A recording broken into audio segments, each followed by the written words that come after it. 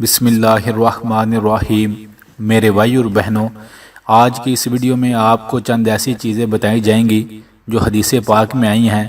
اگر آپ ان چیزوں کو استعمال کریں گے تو آپ دیکھیں گے اپنے جسم میں طاقت محسوس کریں گے، جسم میں کمزوری ختم ہو جائے گی اور ذہن کی ٹینشن بھی کم ہوگی اور دل کو بھی سکون اور ٹھنڈک محسوس کریں گے۔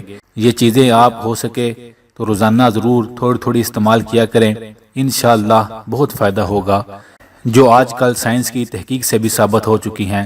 پہلی چیز جو حدیث میں آتی ہے جس سے انسان کے جسم کو بڑا فائدہ ہوتا ہے وہ کھجور ہے۔ یہ بڑی بہترین چیز ہے، اس کو بھی ضرور استعمال کیا کریں۔ اگلی چیز سرکہ، یہ بھی بڑا بہترین ہے۔ ادرک کا استعمال بھی ضرور کیا کریں۔ آپ جانتے ہیں جب جنتی جنت میں جائیں گے تو انہیں سب سے پہلے جو مشروب پلایا جائے گا وہ ادرک کا ہی ہوگا۔ اللہ اکبر۔ اس کے علاوہ گائے کا دودھ، یہ بھی نبی صلی اللہ علیہ وآلہ وسلم کو پسند تھا، یہ بھی استعمال کیا کریں۔ کدو کا استعمال کریں، انجیر کا استعمال کریں۔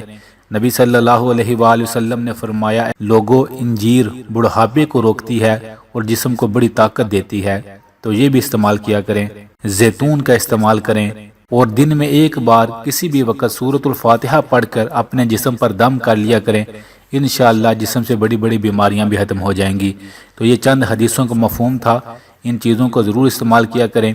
آپ اپنے جسم میں طاقت محسوس کریں گے۔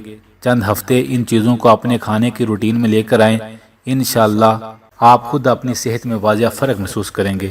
جزاک اللہ۔